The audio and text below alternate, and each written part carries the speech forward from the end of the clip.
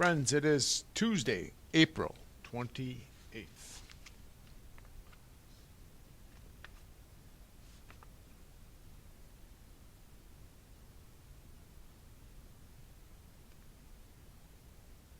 Murder, Violet said. She turned to Stefano and tried to look as if she were merely politely curious instead of enraged. Why did you say murder, Stefano? Stefano's face darkened and his hands clenched at his sides, and it looked like there was nothing he wanted to do more than scratch Violet's eyes out. I misspoke, he said finally. Well, of course he did, Mr. Poe said, sipping from his cup. But the children can come with Dr. Lucafant and me if they feel more comfortable that way.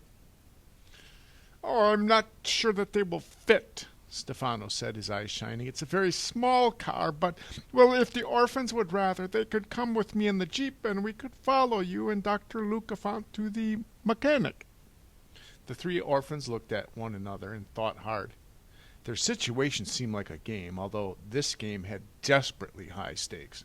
The object of the game was not to end up alone with Stefano, for when they did, he would whisk them away on the Prospero. What would happen then when they were alone in Peru with such a greedy and despicable person? They did not want to think about. What they had to think about was stopping it from happening. It seemed incredible that their very lives hinged on a carpooling conversation. But in life, it is often the tiny details that end up being the most important. Why don't we ride with Dr. Lucafant? Violet said carefully. And Mr. Poe can ride with Stefano. Well, whatever for? Mr. Poe asked.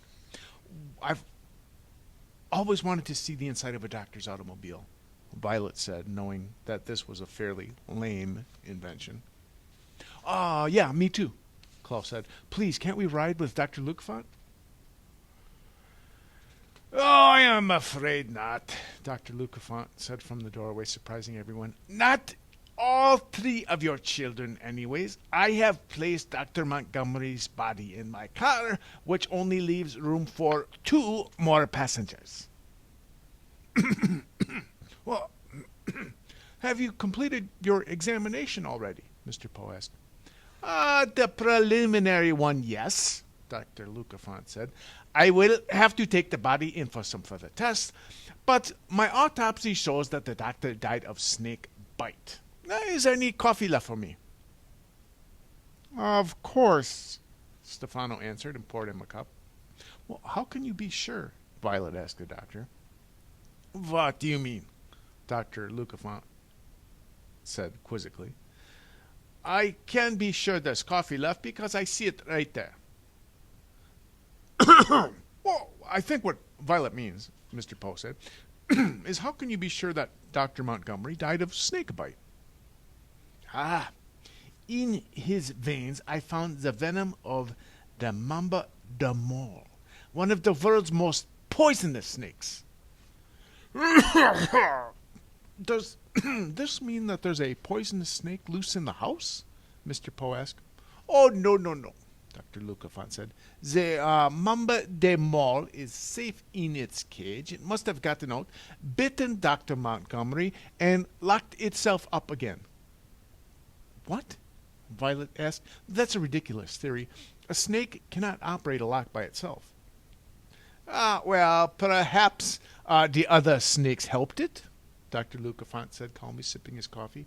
Is there anything here to eat? I had to rush over here without breakfast.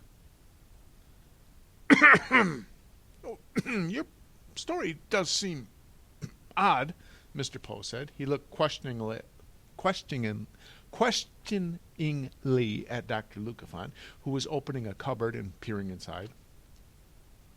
Oh, terrible accidents I have found are often odd, he replied. It can't have been an accident, Violet said. Uncle Monty is... She snapped. Uncle Monty was one of the world's most respected herpetologists. He would never have a poisonous snake in a cage if it could open itself.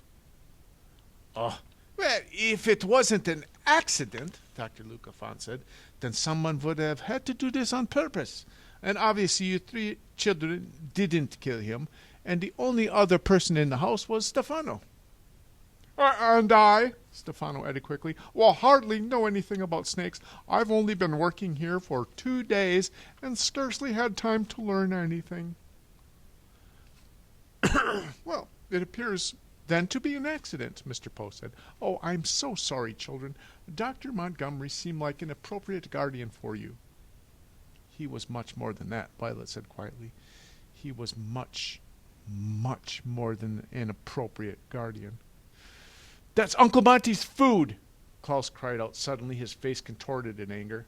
He pointed at Dr. Lukefont, who had taken a can out of the cupboard. Stop eating his food! Oh, I was only going to have a few peaches, Dr. Lukefont said, and with one of his oddly solid hands he held up a can of peaches that Uncle Monty had bought home yesterday. Oh, please, Mr. Poe said gently to Dr. Lukefont. The children are upset. I'm sure you can understand it. Violet, Klaus, Sonny, why don't you excuse yourselves outside for a little while? We have much to discuss, and you are obviously too overwrought to participate. Now, Dr. Lukefont, let's try and figure this out. You have room for 3 passengers, including Dr. Montgomery's body, and you, Stefano, have room for 3 passengers as well. So it is very simple, Stefano said. You and the corpse will go in Dr. Lukefant's car, and I will drive behind you with the children. No, Klaus said firmly. The Baudelaires, Mr. Poe said just as firmly. Will you 3 please go excuse yourselves? Aloof, Sonny shrieked, which probably meant no. Of course we will, Violet said, giving Klaus and Sonny a significant look and taking her siblings' hands. She half led them, half dragged them out of the kitchen. Klaus and Sonny looked up at their older sister and saw that something about her had changed. Her face looked more determined than grief-stricken, and she walked quickly as if she were late for something. You will remember, of course, that even years later, Klaus would lie awake in bed filled with regret that he didn't call out to the driver of the taxicab who had brought Stefano into their lives once more.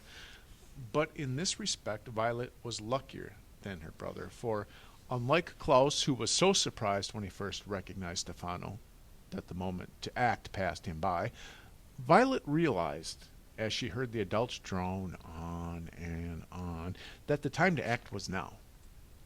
I cannot say that Violet, years later, slept easily when she looked back on her life. There were too many miserable times for any of the Baudelaires to be peaceful sleepers, but she was always a bit proud of herself that she realized that she and her siblings should, in fact, excuse themselves from the kitchen and move to a more helpful location. What are we doing? Klaus asked. Where are we going? Sonny, too, looked questioningly at her sister, but Violet merely shook her head in answer and walked faster toward the door of the reptile room. Next time is Chapter 9. This is the reading. I put your homework help on. I also put your homework on. And remember, if you need help, either email me, call me, visit me on Zoom Mondays through Thursdays from 2 o'clock to 2:45, or go on Google Stream and request a different time to Zoom with me. Have a good Tuesday. Smell you later.